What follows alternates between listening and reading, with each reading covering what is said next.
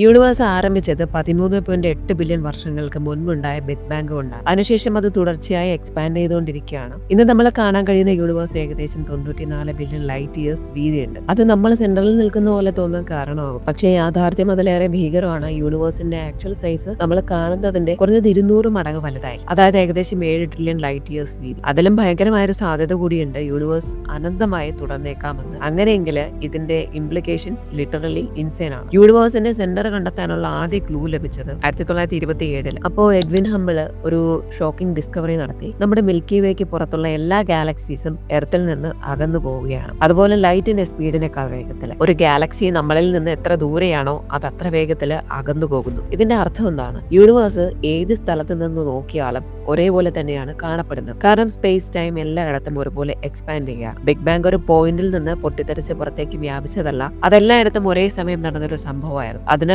യൂണിവേഴ്സിന് ഒരു absolute centre ഇല്ല. നിങ്ങൾ നിൽക്കുന്ന സ്ഥലം തന്നെയാണ് നിങ്ങളുടെ പെർസ്പെക്റ്റീവില് യൂണിവേഴ്സിന്റെ സെന്റർ.